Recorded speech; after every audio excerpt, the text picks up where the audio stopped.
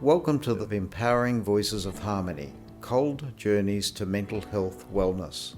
Before we begin, we would like to acknowledge the traditional custodians of the land on which we work. We pay our respects to elders, past and present, and we extend that respect to any Aboriginal and Torres Strait Islander peoples tuning in today. A disclaimer that this podcast is intended for educational purposes only and should not be relied on as personal advice. Always seek the guidance of your doctor, psychologist, or other qualified health professionals regarding your physical and/or mental health. If you're experiencing a crisis, call 000 or Lifeline on 13 11 14 for suicide prevention services. Lifeline also offers SMS service on 0477 13 11 14. To learn more about Mental Health Foundation Australia, visit our website at mhfa.org.au. You can also follow us for updates on Instagram, Twitter or Facebook. You can also call us at 1300 643 287 or email us at admin@mhfa.org.au. Welcome to our sessions of Empowering Voices of Harmony, Culturally and Linguistically Diverse Journeys to Mental Health and Wellness. This is episode 5, and I'd like to welcome our special guest today, Ambikar, and his journey from Mumbai to Australia and dealing with his experiences as a student at Deakin University, studying commerce, I believe. Is that right, Om? Yes, I am. And you're in your first year. First year. And you've been here for 6 or 7 months, 7 I believe, months so today. far. Yeah, so that's right. welcome. And Thank you. Thanks for having me, Jim. That's fine. Tell me, what is your background? Where do you come from? What were your experiences prior to coming from Mumbai to Australia? As a young guy, your formative experiences, I guess, be the best way to phrase it. Right. So, if I were to dive back to when I was young, I used to play karate a lot, and I ended up being very good at it. And I had the opportunity to play internationally in Los Angeles twice when I was 9 and 11. Okay, sorry. You have to tell me about that because I'm very interested in the martial arts. What did you win in Mumbai or India to qualify you to fight internationally? Yes. Wow. In I began when I was 5, and it took me 4 years, which doesn't seem like a lot, but it is. It did feel like a lot for me back then. So I started playing district, and then state, and then national, and then all the way to international. Yeah. So you won, or came? Yeah, I won. You won a national Indian karate championship at a very early age. Yeah. Wow. Okay, that's very interesting to me. It didn't feel like a big achievement to me because back then, when I was 9, I was playing against all the other 9-year-olds. So, I was good at it and I played internationally. That really shaped my childhood and my outlook on life. And I think that defines me as a human being today. When I look at things and how I, in general, perceive life. Going alone to the US at the age of 9, it seemed like a big deal back then, and it does seem like a big deal now. I was there for 15 days and I won a silver medal, came back. I retired from karate when I was 15. I got my black belt and I started teaching for a few months. I thought that was really not my thing. I didn't want to pursue that anymore. So football was cool at the time. As you call it, soccer. So I switched to soccer in 9th grade. And that was that. Okay, well that's a fascinating insight. I certainly didn't know that about you. So now tell me about your family. Obviously I guess coming from, well, being so adept and expert at such a young age, you must have come from a very motivated family or very interesting family to have motivated you to become so involved at that level and such an achiever at that age. Yeah, definitely. So my dad's history with my dad has a history with cricket. He was very good at cricket. He made it to the nationals, but my granddad at the time didn't want him to pursue it full time, and so he made him an engineer instead of a cricketer. And so I think he always saw that in me, that, you know what, I didn't get to do the thing that I loved. I only kept it as a hobby, so maybe you should pursue it. And so him, and especially my mom, she was extremely supportive of everything that went on in my sports career. She was there with me throughout every step of the way. She found time, and yeah, I'm lucky to have them as my parents. And you have other brothers and sisters? I have one brother. One brother. Yes. And is he similarly sort of motivated in his pursuits, what he does? Is he, I would call you an achiever, just on the basis of your background and what you have done so far at the tender age of 19. So what about your brother? Has he done anything similarly interesting? Well, he just became the head boy of his school recently. Oh, there you go. And he's in 9th grade right now. He is studying science. And yeah, it was a very proud moment for my parents because there's just one head boy in the entire school. He basically looks at all the student operations throughout the school. So yeah, it was a proud moment for them. They went for a ceremony, and he gave a speech. I saw it, and yeah, I was really proud of him as well.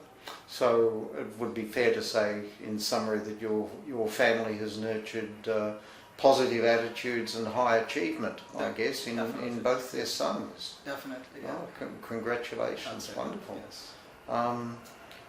So, getting more to the present day, or maybe there's a history to this too, what has prompted your interest in commerce and more specifically finance? Because I believe that you are doing special work, is it at La Trobe? I know you're a deacon studying, but you've also got a project at La Trobe University, is it correct? No, I don't have a project at La Trobe. What I am doing specifically is working for Deakin. I am part of the Deakin Commerce Society right now in the finance section, and we arrange different events, and yeah, it's not a lot of work, but we have our committee meetings, and we just had our annual networking evening where we had invited a lot of employers to come meet students and their future potential for students to meet their potential employers. But you're doing something specifically. You've developed an app or some computer program for stock selection, is that correct? No. So yeah, it's not that, but what I do is I use different apps and the materials and the resources that I have to do technical analysis of stocks. I started doing this a couple of years ago. I found a mentor who was really good at it, and he'd come back from Canada, and he started this teaching institute of his, and so I took him on as a mentor. I paid him, but yeah, that was a journey I went through for 7 months during the lockdown period, and now I basically make trades using what he has taught me. So it's basically examining graphs, like evaluating the stock's value, where it will go, and yeah, generally that, yes. What's your motivation in doing this? To make yourself a millionaire by 21 or? Not 21. 22. No. Maybe when I'm 30, yes. I like to be optimistic, but I'm a realist as well. I think I've got a long way to go to achieve that. So I started this couple of years ago, and last year I decided to. I was making money at that point when I finished the 6 months with him, but not enough to recover the cost of what I paid him basically. So I decided to, you know what, I can do the same thing what he did. I'll just price it at half the price, right? And so I found a few of my friends who were interested in learning about the stock market. And I was like, you know what, you don't have to pay me for the first month. Just see how it goes. If you feel like paying me, this is my fee, right? So they're like, all right, what's the harm?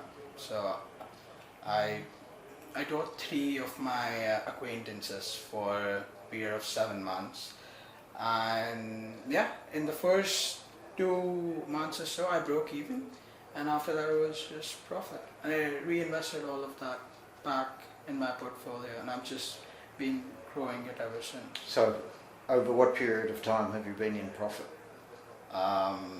So I have been in profit since day one. I like to hedge my investments, so everything is diversified, and I'm pretty confident about my portfolio as of now. I'm trying to diversify it into ASX now. It's mostly in the Indian markets, so I'm going to diversify my portfolio to ASX. I just signed up to a couple of apps that my friends recommended me, who trade here in Australia. Was it your family that interested you in business and commerce, or was this a background that you had, maybe a family in some way? That yes and no. So there's a short story to it. When I was in ninth grade, my mom used to give me allowance for me to go out, spend, and it was never enough, right? The allowance was for 1 week, and I used to finish it up in maybe 2 days or 3 days. And I used to be mad at her because, you know what, I need more money. I have needs. And she did this so that I learned how to manage my money, right? And I did not understand it at that time, so I was a little rebellious about it. And I was like, you know what, I will go out, make money on my own. So I have an uncle who lives 4 hours away from where I did. And I went to his place, I stayed with him for a few days, and he taught me how to buy and just the basic stuff, what I need to know just to get started. And from there, I started building on top of it by reading books, watching videos, podcasts, everything I could, all the resources I had. Yeah, that's how it started. Okay, very interesting, very interesting. Yeah. Okay. Not too fun of a story, but yeah. It's true though. All right, so going back to your travel between India and Australia, I believe your father said something very interesting to you in terms of when you had a selection to make in your mind as to where to go. You chose Australia, but you had options of going to the USA, where you had been. Yes. As a 19-year-old karateka. 9 and 11. 9 and 11, yeah. Yeah. And you could have gone to the UK, you could have gone to so many other countries. What was your father's advice? So when I was evaluating different places to go, my father just said this one thing to me. When you're 50, all you care about is spending time with your family and going to bed, being able to go to bed without any stress or tensions that are on your mind. And that is what you want in life, to be happy and satisfied at the end of the day. So when I was evaluating different places to go, US seemed too saturated and competitive in terms of everything. Australia was my obvious choice from day one, because Australia has a lot of opportunities in everything, like other countries. I'm not saying they don't, but Australia really values, I feel, work-life balance. I spoke to a few of my friends who had moved to Australia, a couple of years before I did, and they really liked the experience. And my cousin lives here. I'm currently living with him. I heard things from him about how he gets off of work at 4, and when me and my dad heard it, we were surprised because in India you work till 8 p.m. That is the norm, right? And I spoke to an uncle who lives in the US, UK, Canada, everywhere. And overall Australia seemed like the ideal place for me, and I was right about it. Really.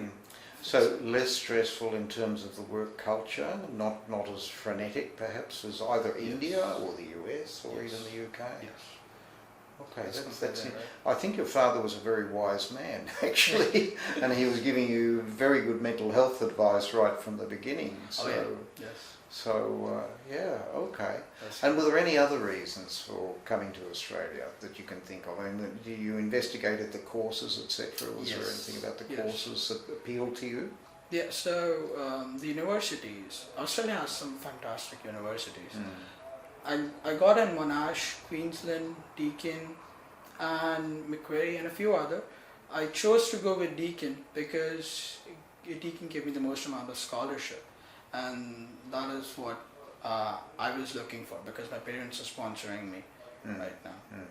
I have the option to do a master's or even an honors or a PhD later on. But that's for in the future. But yeah, good universities, good beaches, good weather, like arguably good weather. I like it here. Most people don't. All of that just added up for me to make the choice. Oh, that's very, very interesting. Yeah. And what's it been like moving from India to Australia? Was that a stressful experience for you in any respect? Was it difficult to adjust to the new ways of doing things? Or has it not been really for you? Have you felt that you've been easily able to insert yourself, so to speak, into the rhythm of being a student here in Australia, as opposed to India? Yeah, so it has been an interesting experience so far because I didn't know what to expect when I came here first. I did not have much of a cultural shock because I felt like I fit right in, and the people are really nice and everyone's helpful. And in terms of studies, yeah, it is a bit of a difference in India because in India, studying is all you do basically. I remember in my 10th grade, I wasn't for the last 4 months I wasn't allowed to go out of the house. I was in studying. That is all you do, right? Because you have that goal, you've set your mind to it, and that is what you do. Here, as I said before, they really understand your personal life, that you have a personal life, and they value it, they respect it. In terms of studies as well, because I have my university 3 days a week, and the other days I come here, and on the weekends to the Mental Health Foundation office, Yes. where you're a valued volunteer, I might add.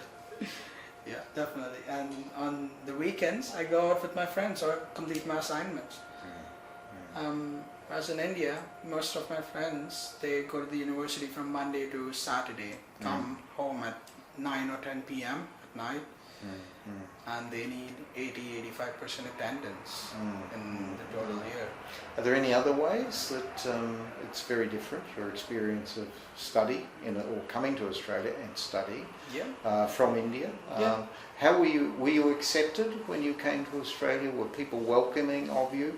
We have Indian diaspora of 800,000 people, so it's nothing to see lots of Indian people around, but were you made welcome by general population? Yeah, definitely. So one thing that I found fascinating was whenever someone asked me where I was from, they first assumed that I was from Australia. They never. But you were native born, to put it that way, Australian. Yeah. And so I had to correct them that no, I'm from India, and that really made me feel. I don't know how to describe it, but this place felt like home immediately when someone expresses it or puts it that way. So yeah, Australians have been really nice. So Have you had any incidences of discrimination or prejudice at all that you can think of? Because don't forget, I mean, you know, in any circumstance, if my hair is too long or my nose is too big or I'm too tall or too short, people will pick on it. Any issue of difference, or that tends to be a possibility at least. So have you had any sort of comment like that because you are Indian in Australia? I think people are very sensitive about it here. Like they will make sure that they do not reference India while talking to me at all. And It's interesting, isn't it? Yeah. I would have thought it would be the first thing they'd want to know about from an expert. No, they do ask questions once they find out that I'm from India, but they never assume anything. In terms of experiences, I haven't had any discrimination experiences so far. None of my friends have had any such experiences as well. None of your friends also? No. This is very pleasing to hear, I It must is, say. it is. And I'm not surprised, to be honest, because from what I heard from my brother, him as well, he has never had any specific experiences of discrimination in his time here. He's been here for 6 years. Never has he experienced anything that affected him in any way. I think young people in Australia in particular are very well educated and understand, you know, the dynamics of discrimination, how it works, etc., and the negative effects that it can have on mental health. Because they grew up with the diversity. I think so. I think so. I think this is a huge and important development in Australia. So I have a follow-up question. Was it always like this? No, I don't think so. Okay. I remember, you know, well, my generation, it was always, if you had any bad luck, people would say to you, oh, you may have run over a Chinaman. Was Okay. when you think of it. I think my generation, I'm 70, I think my generation and perhaps older generations too, I think, I don't think it was necessarily done out of evil or what we commonly call now as prejudice or racism. It was just lack of exposure, I think, because up until, you know, 1975, we still had this god-awful white Australia policy in this country. So it was the norm. It fostered that kind of mentality out of ignorance because, you know, we had no people of other races here. You know, until we had the great influx of people through the Snowy Mountain scheme, we had Eastern Europeans, and then that sort of opened the consciousness, you know, of people to new cultures and people coming into Australia. But I remember the 1950s being a very bland time. Oh, the 50s. The 1950s being very bland time. I mean, I was just a child, but I still remember, you know, there were if you'd asked for a chicken vindaloo in Australia in 1955, people would have looked at you very strangely as if you were talking a completely different language. You know, Right. so we've had all these wonderful foods, all these wonderful cultural influences. However, that's my story and not yours, so I'm going to forget about that. Do you think other students that you're in contact with have had difficult experiences in adjusting to life in Australia? And we have an Indian CEO, Mr. Vasan Srinivasan, who is a wonderful guy, but he tells me the story about the Indian student who wanted to boil rice, and he said, he rang his mother and he said, I've had the rice on the stove, in the pot on the stove, for half an hour and nothing's happening, mother, what can I do? And the mother said, did you remember to turn on the gas and light it? So that is true. That is not exaggerated at all. Tell me more about that phenomenon. So in India, basically you don't do anything other than studying and maybe having fun a little bit. because everything is taken care by your parents, or even you have helpers around the house. You have maids, you have gardeners, you have drivers to take you around. So you're really handicapped when you come to a place like this where you have to do everything on your own, because hiring someone to do work like that is really expensive, whereas in India it isn't. So yeah, I for the first time in my life learned how to wash a dish. I'd never done that before. Wow. Yeah, you just leave it in the sink and you just go away. That is what you do basically. And yeah, that was a big cultural shock to me. It's like, oh my god. Did you find that stressful in a sense? Did that? No, I mean. You just adjusted. Yeah, I did. I mean, I knew I had to do this when I came here. It takes up a lot of time again, but now I'm fine with it. Washing dishes, vacuuming the floor, making your own bed, everything. And my friends are struggling with this big time. Going back to the point where what's the cultural difference here? A lot of my friends are finding it hard to make friends here in general in the university, and I feel some of them suffer from isolation. They have isolated themselves or shut themselves off from the world, and they're not.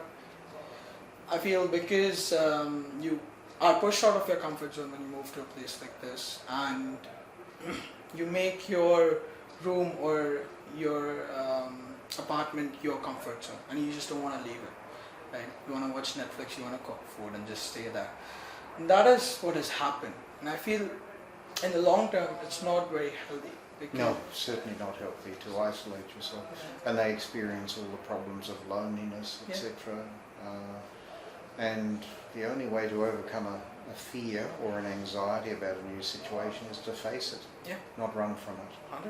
So, okay, so other students you're witnessing having problems in adjusting and need help.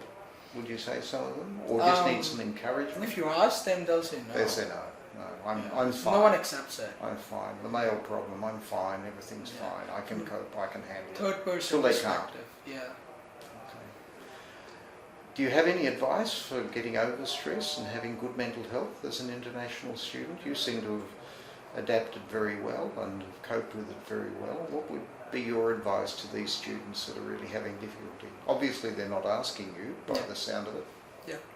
But in general, I would say human interaction, no matter where you go, is very important. Right? Now, if a person can go live in India or Africa or the US or Australia and can be happy, right? All places equally. I think the humans that surround you and the interactions you have with them, the connections you build, they're the most important part of your well-being, just happiness in general. So I have made sure that since day one, made sure that I am going to surround myself with wonderful people, and so I go to all my classes. And good influences. Good influences. Yeah. Go to all my classes. I'm involved in my university clubs. I come here.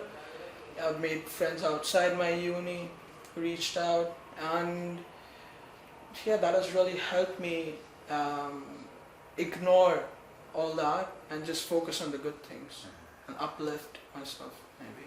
Yeah. Wonderful, wonderful. Now, apart from learning how to boil rice with the claim on, have you learned any other life skills during your time in Australia, and how does it compare with India? Have you got any nice little anecdotes like that that you can bless us with? No, nothing specifically. I've learned simple things that I didn't know how to do before. More specifically, I'd say I've learned discipline in general.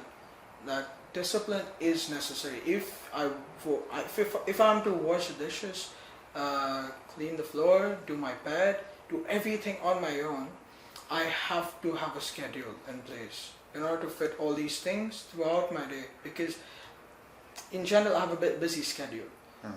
Going to the uni, it takes me an hour and a half just to get to the uni, so it's 3 hours of traveling every single day. And even I don't cook my own food every single day because I live with my cousin, and I'm lucky that way that I don't have to cook every single day. But yeah, I help in the kitchen, and I will make my own breakfast, simple things like this, and it has really taught me time management in general. Waking up before 8, at least before 8 a.m. And going to bed at 10 maybe. Keeping good, sensible hours is important to that routine. Yes. And your health, your mental health, Exactly. and physical health. Physical health especially. Yeah. Such things, yeah. So, final question. Yes. What inspired you, or what motivated you to work as a volunteer for us here at the Mental Health Foundation Australia? That's a good question. It has a simple answer, basically. I get best of the both worlds. I'm doing the thing that I love, which is finance, and doing some good for the community in general. So it's a combination of both, and that is what I love about my job right now.